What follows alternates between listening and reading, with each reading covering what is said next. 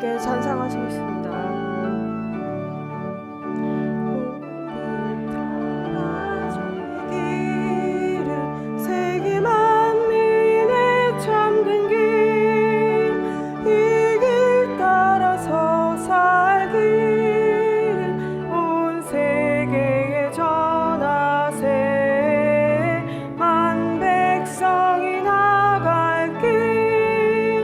어두운 밤 지나고 동 튼다 환한 빛 보아라 저 빛 주 예수의 나라 이 땅에 곧 오겠네 오겠네 주 예수 따르라 승리의 주 세계 만민이 나아갈 길과 진리요 참 생명 내 창검을 부수고 다 따르라 화평왕 어두운 밤 지나고 동 튼다 환한 빛 보아라 저 빛 주 예수의 나라 이 땅에 곧 오겠네 오겠네 놀라운 이 소식 알리어라 세계 만민을 구하려 내 주 예수를 보내신 참 사랑의 하나님 만 백성이 따를 길 어두운 밤 지나고 동 튼다 환한 빛 보아라 저 빛 주 예수의 나라 이 땅에 곧 오겠네 오겠네 고난 길에 치고 찾아온 길 많은 백성을 구한 길 모두 나와서 믿으면 온 세상이 마침내 이 진리에 살겠네 어두운 밤 지나고 동 튼다 환한 빛 보아라 저 빛 주 예수의 나라 이 땅에 곧 오겠네 오겠네. 계속해서 이어서 찬송하심으로 춘천서지방 연합부흥성회 10월 15일 새벽 집회를 계속 이어가겠습니다.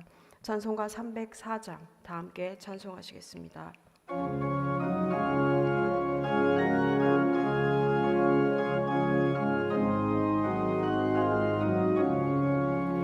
그 크신 하나님의 사랑 말로 다 형용 못하네 저 높고 높은 별을 넘어 이 낮고 낮은 땅 위에 죄범한 영혼 구하러 그 아들 보내사 화목제물 삼으시고 죄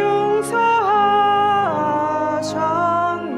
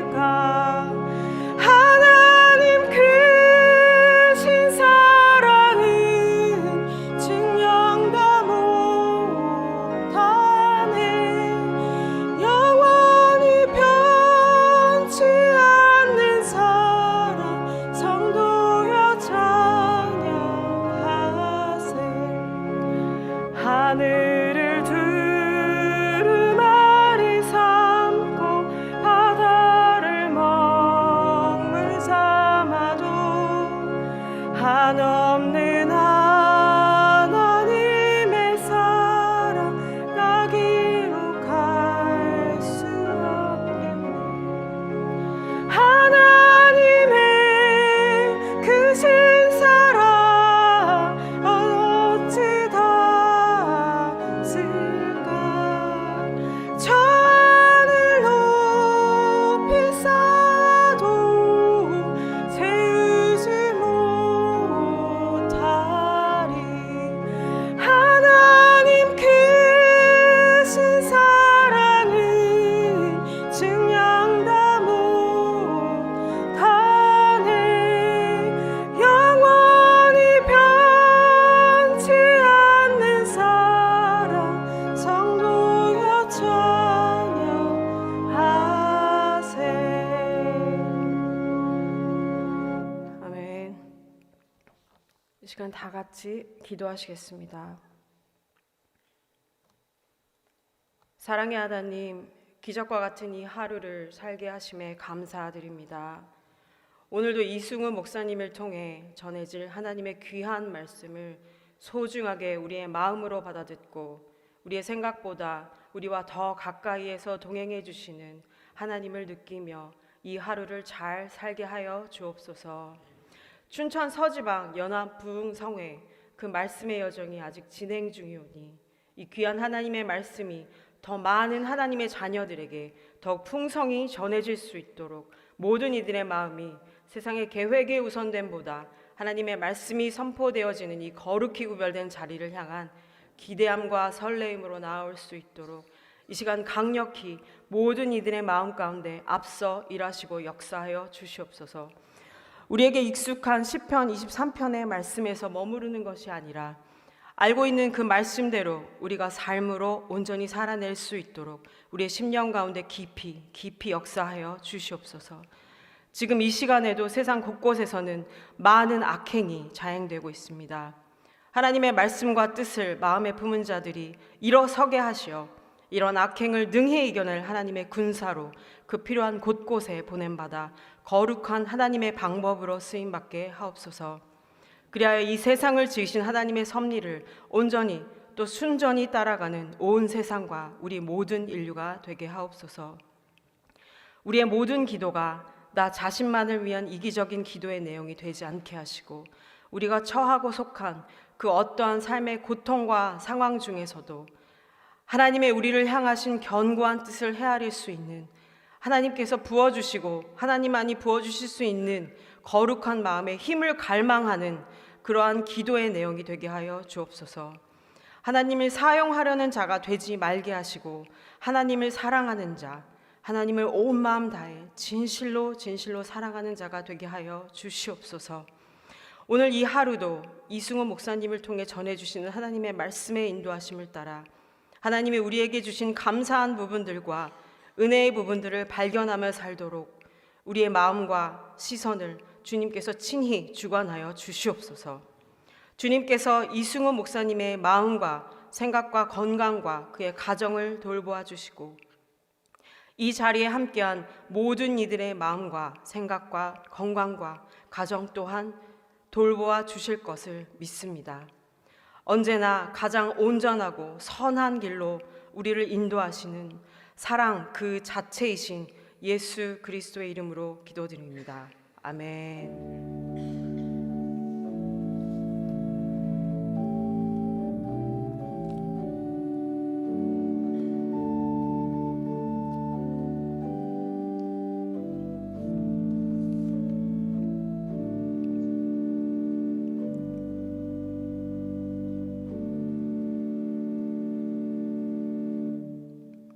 함께 보실 하나님의 말씀입니다. 시편 23편 1절에서 6절 말씀입니다.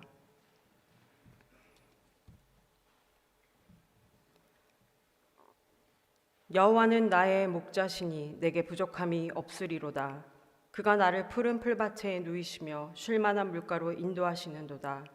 내 영혼을 소생시키시고 자기 이름을 위하여 의의 길로 인도하시는도다.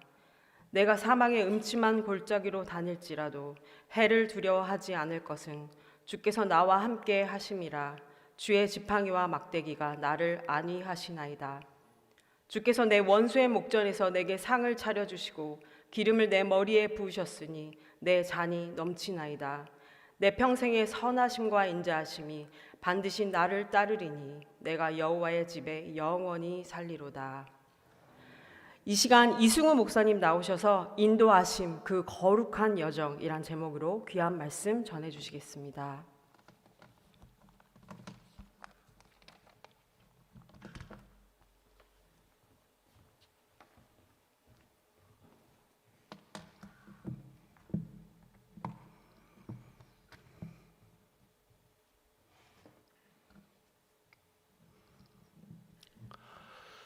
네, 새벽에 나오셔서 예배 자리에 함께 하신 여러분들을 주의 이름으로 축복합니다.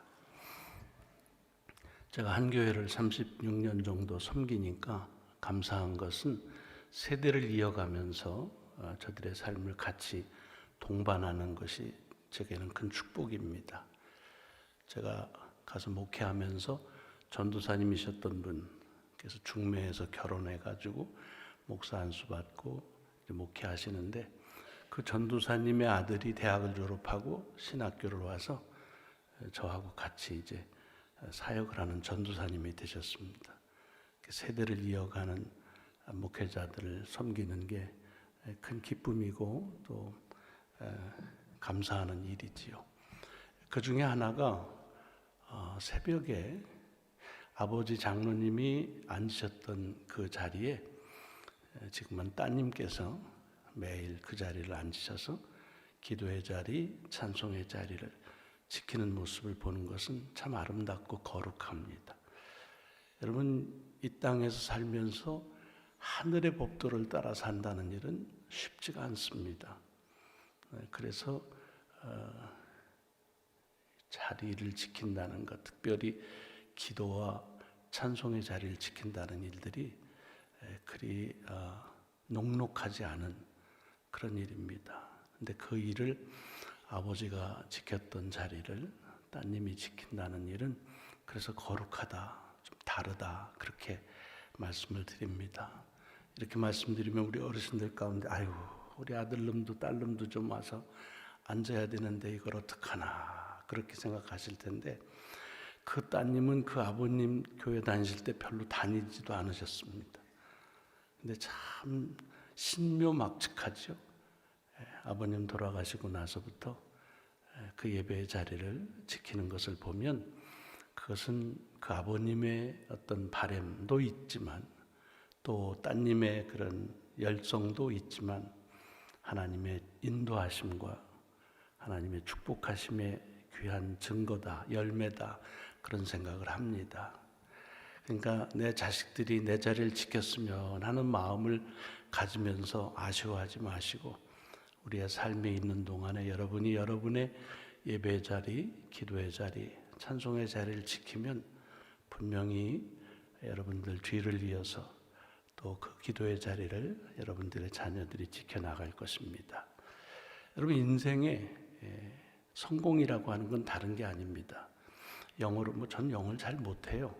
미국에 40년 넘게 살았는데도 여전히 언어를 합니다. 그런데 성공한다는 걸 success라고 그러잖아요. 그건 중학생도 아니까 success라 그러는데 뭘 이어가는 거를 succeed라고 그럽니다. 같은 어원이에요. 그러니까 성공한 삶이 뭐냐? 이어갈 수 있는 삶을 성공이다, 그렇게 말합니다. 그러니까 여러분들이 이어가는 것은 내 뒤를 이어오라고 종용하는 일도 필요하겠지만 내가 가는 방향이 맞으면 누군가 우리의 뒤를 이어서 반드시 이어가리라 생각을 합니다. 요즘에 한국 교회를 이제 쇠퇴기에 들어섰다고 그렇게 하시는 분들이 계신데 저는 좀 생각을 달리합니다. 만약에 교회의 모습이 분량과 규모에 있다면 그렇게 말씀드릴 수 있습니다. 그러나 교회 본질을 어느 곳에서도 누구도 분량과 규모에 있다고 정의하지 않습니다.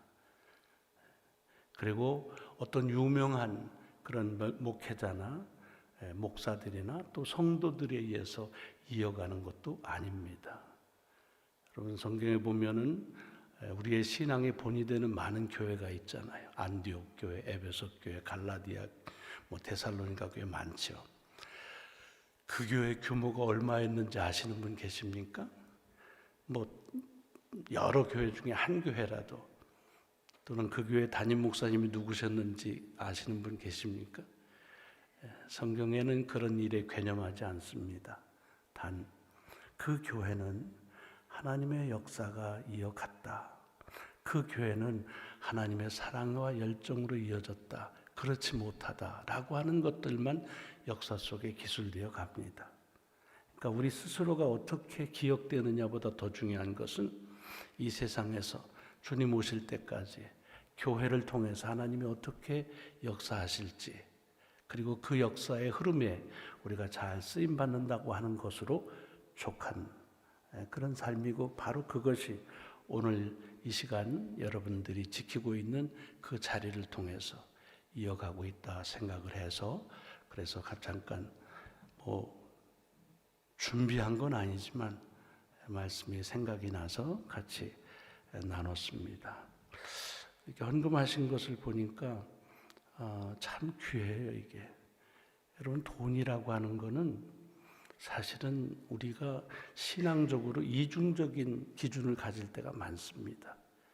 돈은 너무너무 소중하다고 하고, 어떨 때는 돈은 소중하게 여기면 안 되는 것처럼 생각을 합니다. 그런데 돈은 소중한 것입니다. 왜 소중하냐? 여러분, 이 돈을 얻기 위해서 우리가 어떨 때는 내게 한 번밖에 주어지지 않는 시간을 다 올인하지요. 시간만 올인하지 않습니다. 어떨 때는 생명을 여기에다가 겁니다. 아파도, 그리고 병이 나도 그 일에 내 자신을 붓습니다. 그리고 주어진 것이 우리가 돈입니다. 제가 5년 전에 오픈하트 서저리를 했거든요. 심장 수술을 했습니다.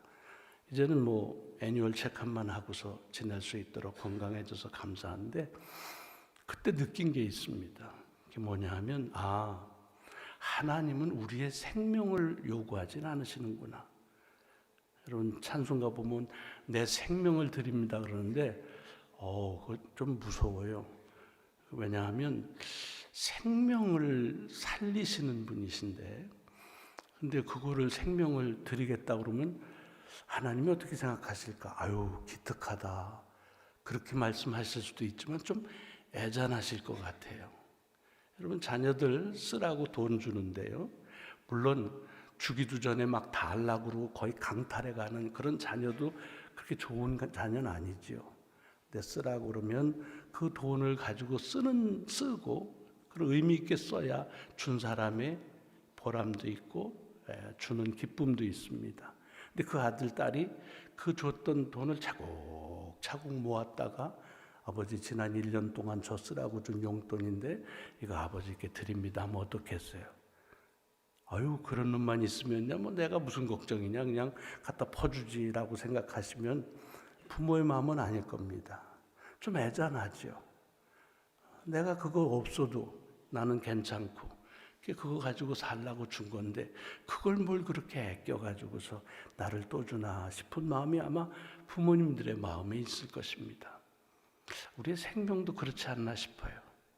하나님이 이 땅에 살라고 주셨는데 그걸 자꾸 내놓게, 물론 귀하지요. 하지만 제가 경험한 건 하나님이 내게 원하시는 것은 생명은 아닌가 보다. 그러면 그 다음에 귀한 게 뭐냐라고 생각하니까 시간하고 돈이더라고요. 그걸 다른 말로 해서 생명이라고 말해도 그렇게 차이는 나진 않습니다. 결국은 내 시간을, 내 돈을 하나님께 어떻게 드릴 수 있을까 하는 것이, 그것이 내가 하나님께 드릴 수 있는 가장 값진 것을 드리는 거더라고요. 근데 저도 목사로 평생 감사하며 살았지요. 10의 1조 꼭 드리고, 또 매주마다 감사한금 챙겨서 드리고, 감사한금만 드리는 것이 아니라 여기에다가 그 내용도 적고, 저는 예배를 준비하면서 감사의 내용을 정리하는 게 그것이 제가 예배 준비에 있어서의 글쎄 클라이막스라고 말하긴 몰랐지만 중요한 그런 준비의 작업입니다. 귀해요. 근데 생각해 보니까 하나님이 내게 주신 은혜가 너무 다양한데 아주 구체적으로 그렇게 나를 기억하신다는 증거를 보여주시는데 내가 하나님께 드린 금액은 늘 똑같았어요. 내용은 다른데 늘 이렇게 넣는 것은 그냥 100불씩 이렇게 넣어가지고서 하나님께 감사를 했던 것을 생각이 나는데 그게 좀 찔리더라고요. 물론 하나님의 구체적인 역사에 견줄 만한 금액은 없습니다. 그런 건 없지. 하지만 나도 좀 구체적으로 하나님께 감사를 해야겠다는 생각을 가졌어요. 그래서 맨 처음에 한 것이 뭐냐면 미국에서는 그 보험이 있는데 1년 동안의 디덕터블이라고 해서 자기 부담액이 정해져 있습니다. 근데 저희는 그게 6,000불이에요. 그러니까 꽤 많습니다. 1년 동안 6,000불까지는 그 경비 들어가는 걸 제가 다 부담을 해야 됩니다. 그리고 6,000불이 넘는 것만 보험회사에서 커버를 해주죠. 제 수술하는데 한 38만 불이 나왔어요. 나중에 보니까 한 5억 정도가 들어간 거죠. 심장 수술에. 그런데 이제 6,000불을 제가 디덕터블로 내야 되는데 제 마음에 그래요. 야, 수술하면서 그래도 디덕터블 정도는 하나님께 헌금을 해야 되지 않을까. 그래서 저희 집사람한테 교회 가서 예배 드리면 6,000불을 디덕터블을 하나님께 헌금하자, 드려라 그렇게만 얘기했더니 헌금을 했다고 그래요. 그런데 그러고 와서 생각을 하니까 제가 심장을 수술했는데 심장 수술을 하려면 내 심장을 멈춰놓고 그리고 하고 나서 다시 뛰게 하잖아요. 그 시간이 한 18시간 걸려요. 제 경우에는. 그러니까 18시간에 심장이 멈췄다가 다시 뛰는 거죠. 그러니까 다시 살아나는 겁니다. 생각해 보니까 이것도 좀 감사할 일이 많더라고요. 그런 생각이 들더라고요. 그래서 18시간 60분씩 계산하니까 1,080분 그쯤 돼요. 그래서 다음 주에 그렇게 헌금을 좀 드립시다 그랬더니 그렇게 했다고 그래요. 근데 그러고서 생각해 보니까 심장이요 1분에 한 번 뛰어가지고는 어림도 없더라고요. 계속 뛰더라고요. 그래서 그렇게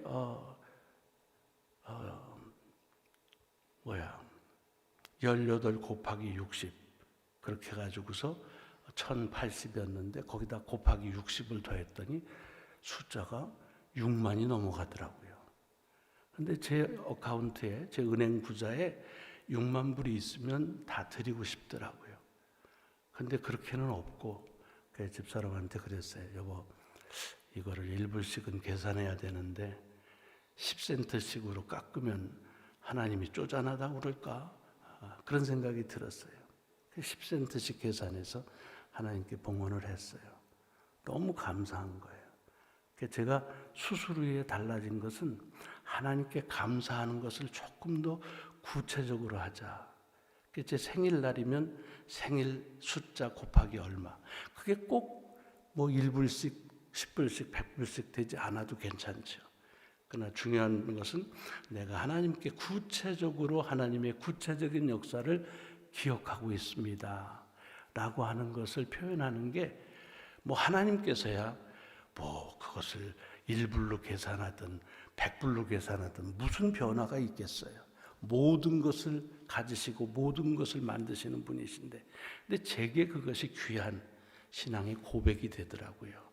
아마 여러분들도 그렇게 헌금을 하실 터인데 신앙생활 하시면서 감사하시는 문제는 꼭 해결하시기 바랍니다. 어떤 분이 11조를 세금 전으로 내야 되나요? 세금 후로 내야 되느냐? 그 고민하시더라고요. 왜 고민하시겠어요? 세금 전에 내면 많고 세금 후에 내면 좀 적은데 적게 내면 좀 찝찝하고 그러니까 어떻게 좀 그것을 당위성을 가지려고 하는 여러분 뭐가 됐든지 전으로 하시든지 후로 하시든지 하나님 앞에서 내가 하나님께 드릴 수 있는 가장 소중한 것의 표현으로서 넉넉한 표현이시면 됩니다. 근데 어떤 분이 그런 질문을 받으니까 목사님이 그러시더래요. 뭐 마음대로 해. 세금 전으로 내면 하나님도 세금 전으로 주실 거고, 세금 후로 하면 하나님도 세금 후로 하실 거야. 그러더라고요. 그런 건 아니죠. 하나님이 뭐 그렇게 계산하시고 은혜를 주신 분은 아니시잖아요.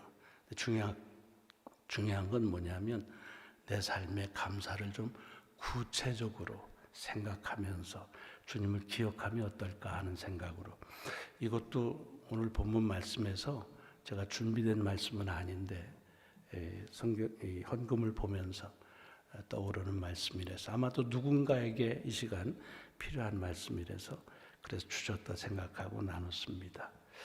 자, 이제 2절의 말씀을 계속 쭉 하고 있습니다. 그가 나를 푸른 초장과 쉴만한 물가로 인도하신다. 인도하신다는 말은 양은 어디에 물이 있고 어디에 풀이 있는지를 모르고 목자는 아신다는 얘기지요. 그래서 인도하는데 양이 스스로 하지 못하는 것을 목자가 해결해 주듯이 하나님도 우리에게 우리의 필요한 것들을 해결해 주시는 분이십니다. 그런데 목자가 양이 스스로 해결할 수 없는 것은 꼭 먹는 풀과 마시는 물만은 아닙니다. 사실은 목자가 양을 키우는 목적 중에 하나가 뭐냐면 털을 깎기 위해서입니다. 그렇죠? 보통 1년에 한 양이 한 10파운드, 10파운드 정도의 털을 냅니다. 낸다는 말은 이렇게 자란다는 얘기지요. 그래서 그거를 이제 깎아가지고서 어디에 쓰기도 하지요. 그런데 양이 스스로 할 수 없는 것 중에 하나가 제 털을 깎는 일입니다. 여러분, 양이 제 털을 쏙쏙 미는 거 보셨습니까? 그런 양은 없습니다. 호주에서 한 5년간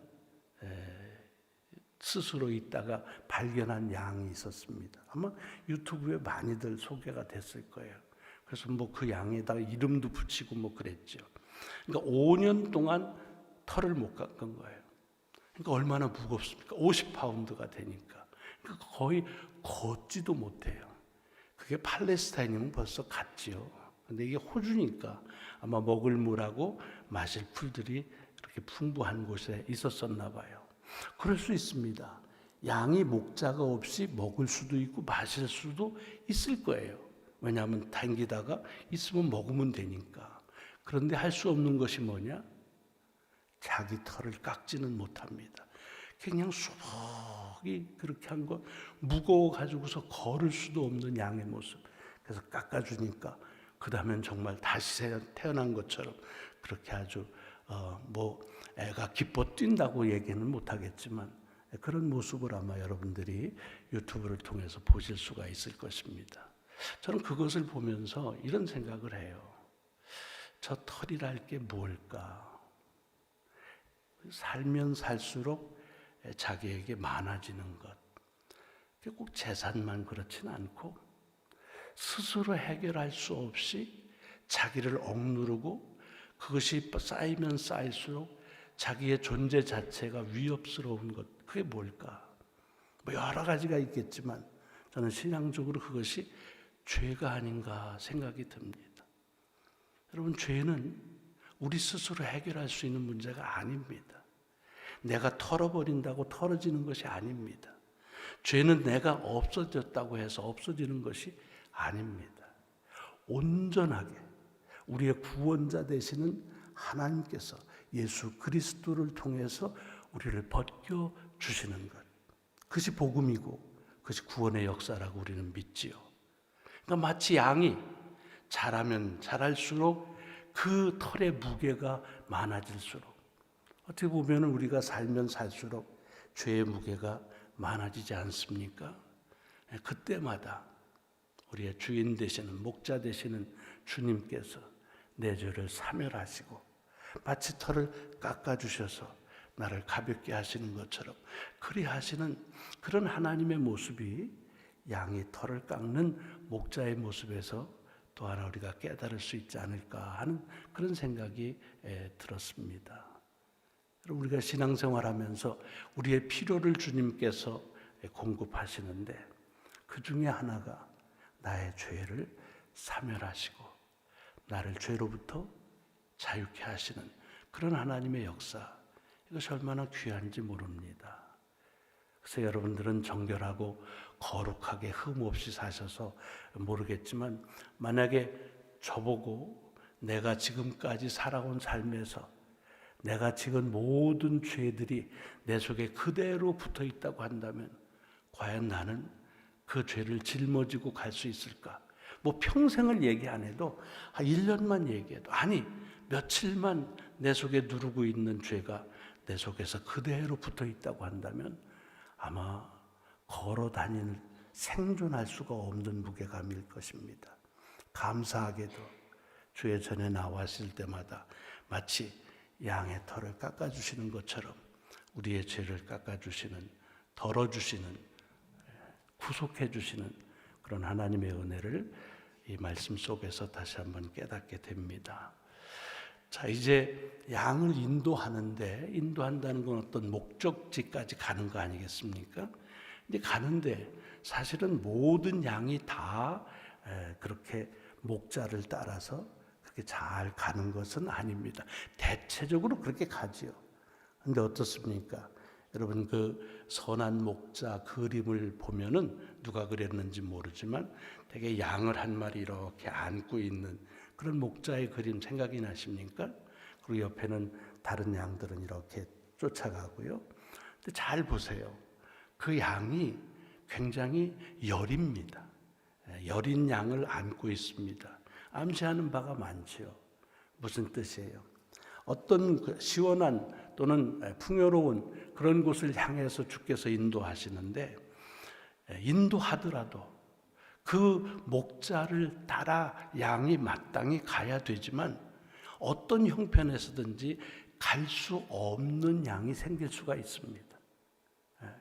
뭐 연약하든지 아니면 다치든지 이런 그 돌발 상황이 나든지 해서 양이 목자를 쫓아갈 수 없는 상황이 생깁니다.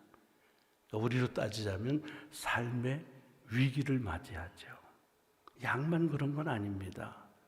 우리도 믿음의 삶의 여정을 가면서 주님을 따라가는데 따라가고 싶지 않은 사람이 어디 있겠어요?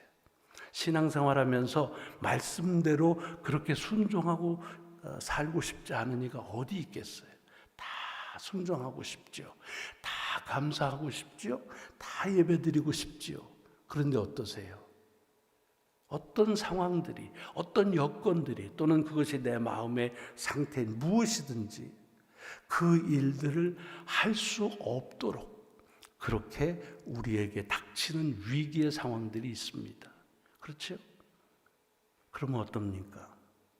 양을 치는 또는 양을 데리고 가는 목자는 무슨 군대 훈련 조교처럼, 자, 여기서부터 저까지 가는데 가는 놈은 그 다음 갈 수 있어, 실시 뭐 그러고서 딱 가서 저기서 기다리고 그러지 않으십니다.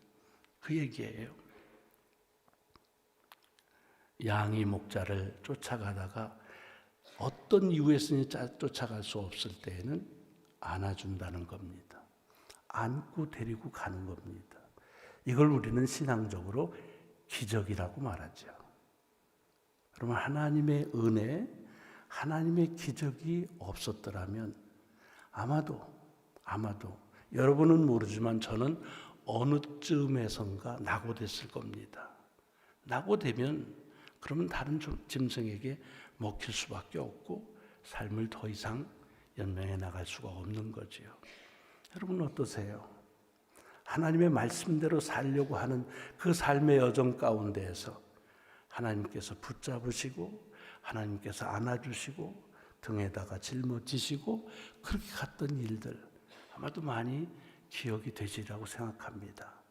그래서 어떻게 해요? 신앙의 간증을 하라고 하시면 되게 어려울 때, 꽉 막혔을 때, 답이 보이지 않을 때, 한 걸음도 옮길 수 없을 때, 그때마다 하나님께서 나를 은혜를 베푸시고 기적을 베푸시어서 그 위기를 모면케 하시는 그런 역사들을 다 믿음의 이야기로 가지고 계시라고 생각합니다. 그렇죠? 네. 그런데 사실은 이제 그런 일을 보면 야, 하나님의 그 기적을 경험한 게 얼마나 귀한지 그런 그 감사가 나와요. 저는요, 신학교를 처음 들어갔는데 한 친구가 와서 얘기하더라고요. 너는 어떻게 신학교 왔냐? 나는 뭐 아버지 설교하는 게 너무 좋아서 나도 저렇게 설교를 좀 하는 그런 그 생활을 살았으면 좋겠다 해서 왔거든요. 무슨 내가 뭐 폐병이 걸렸다가 난 것도 아니고 뭐 죽을 무슨 해서 구원받은 것도 아니었어요. 너무 밋밋하게 살은 것 같아요. 근데 그 친구는 뭐라고 하냐면 하나님이 부르셨대요. 뭐 이거 뭐 기죽이나 뭐 그런 생각하고, 또 한 친구는 결핵을 앓다가 결핵에서 나음을 받아가지고 기도원에서 그래서 이런 새로운 삶을 얻었다 해서 그래서 신학교로 왔다는 거예요. 이런 이야기들이 많은데 되게 부럽더라고요. 왜 나는 병도 안 걸렸지?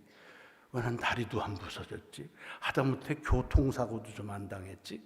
그런 거 당하고서 좀 딱 하나님의 은혜로 그 위기를 이렇게 극복한 얘기했으면 너무나 다이나믹할 텐데, 내가 신학교 왔다는 아주 확실한 증거가 될 텐데 라는 생각을 어리석게도 지금 생각하니까 가진 적이 있습니다.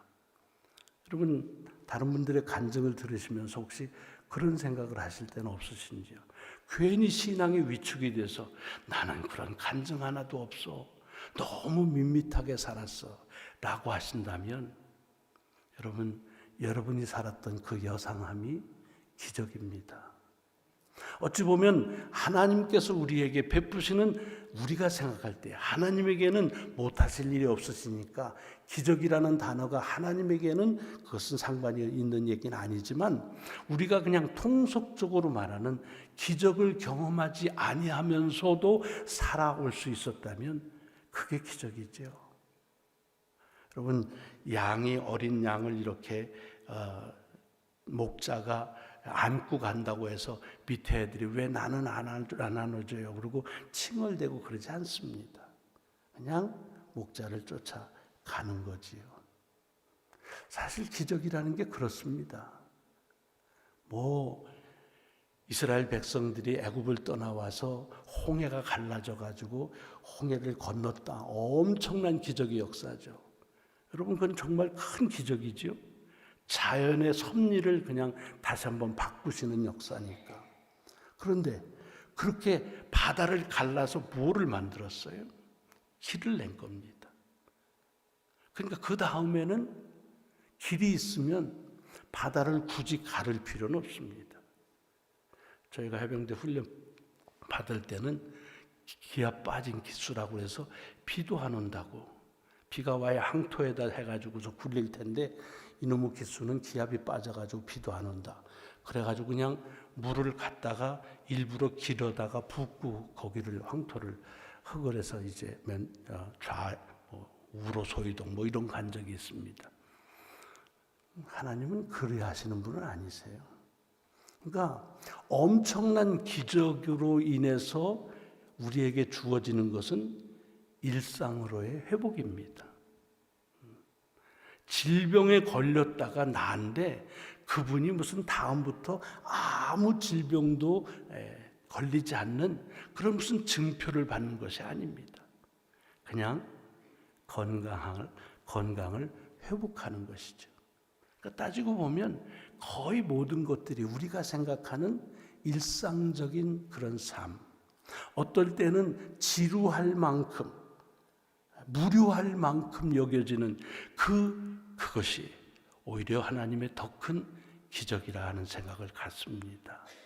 그러니까 주님의 품에 안긴 양을 너무 그렇게 부러워하지 마시고 꿋꿋하게 그 뒤를 쫓아가는 그 양의 모습에서 우리의 모습을 찾으면 좋겠다 하는 생각을 가져보게 됩니다.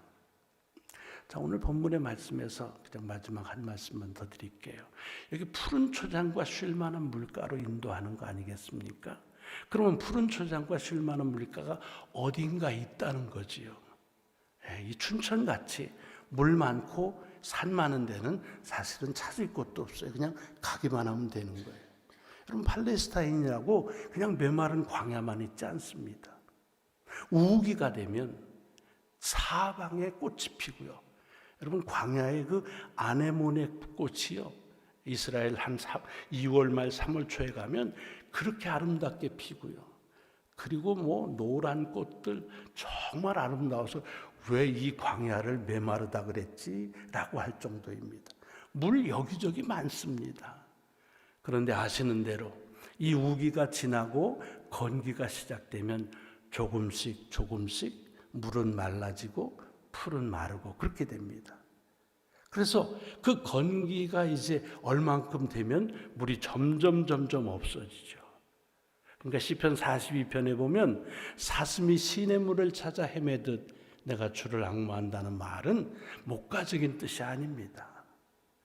건기가 되면서 이 건기초 우기가 끝나고 나서는 사슴이 물을 찾아서 헤맬 필요가 없습니다. 사방이 물인데요, 사방이 먹을 건데요, 마찬가지예요. 여기 푸른 초장과 쉴 만한 물가 찾을 필요가 없어요. 다 사방이 그런 거예요. 그런데 건기가 시작이 되면, 그리고 그 건기가 오래 가기면 점점 더 메마르고 점점 말라지는 광야가 바뀌어서 찾아야만 되는 겁니다. 시편 42편은 그 건기의 마지막 때 찾아도 물이 없는 거예요. 찾아도 이 먹을 풀이 없는 때입니다. 그래서 절망하는 거예요. 그리고 사람들이 조롱하는 거예요. 네가 믿는 하나님이 어디 있느냐라고 한다는 거예요. 그러면서도 자기가 그렇게 갈급한데도 하나님은 내게 나타나지 않는다라는 그런 답답함을 호소하는데, 그 시편은 그 답답함을 호소함으로 끝나지 않지 않습니까? 그 다음에 뭐라고 그래요? 네가 왜 여호와를 기억하지 못하느냐라는 얘기입니다.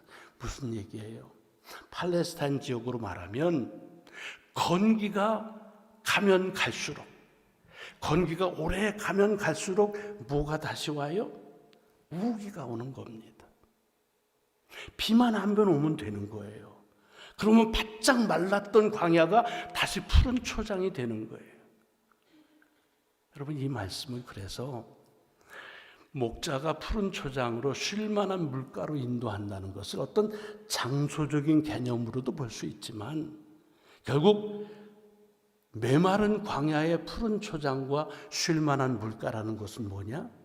하나님이 하늘로부터 은혜를 주신 곳, 비를 내리신 곳. 비는 하늘로부터 오는 축복 아닙니까? 제가 이승훈대 비유자를 써요. 우리 할아버지가 얘기하기를 비는 하늘로부터 오는 복이다 라고 하고, 이을성자 너는 종손이니까 그 복을 이어가라, 그렇게 진 이름이에요. 하늘로부터 오는 축복. 그게 무슨 얘기입니까? 목자는 푸른 초장과 쉴 만한 물가로 양을 인도한다는 말을, 주님은 우리를 하나님의 은혜의 장소로 인도하신다는 말입니다. 그 장소가 어디인지 상관없어요. 꼭 그것이 서울일 필요도 없고, 그것이 워싱턴일 필요도 없고, 또한 춘천일 필요도 없어요. 어느 곳이든 하나님의 은혜가 내리면 그곳은 광야이든 삭막한 사막이든 푸른 초장으로 바뀌고 쉴 만한 물가로 바뀌어지는 것이에요. 하나님의 은혜가 임하는 곳. 그리고 우리는 그곳을 어디라고 믿는 거예요? 여기라고 믿는 거예요. 바로 이 자리, 하나님의 은혜의 길목, 하나님의 축복이 임하는 이곳으로 그래서 주님은 우리를 인도하시는 것입니다. 오늘 아침에 이 푸른 초장과 쉴 만한 물가와 같은 이 은혜의 자리에 우리가 올 수 있었으면 하나님의 인도하심이었다고 하는 사실을 다시 한번 기억하시면서 하나님의 은혜 가운데 한 날을 시작하시기를 주님의 이름으로 축원합니다. 같이 기도하시고 제가 축도한 후에 각자 기도하신 후에 하루를 시작하시기 바랍니다.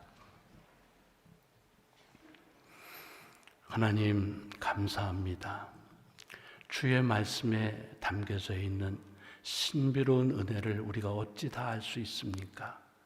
지극히 적은 퍼즐 하나, 조각 하나를 같이 나누나 그러나 그것으로도 하나님 오늘을 살아가는데 족한 은혜인 줄 믿습니다. 우리를 이 황량한 광야와 같은 삶 속에서 은혜를 베푸시고 그 은혜의 자리에 머물게 하시는 주님의 그 귀하신 은혜를 기억합니다. 우리가 있는 곳이 어디든지 하나님의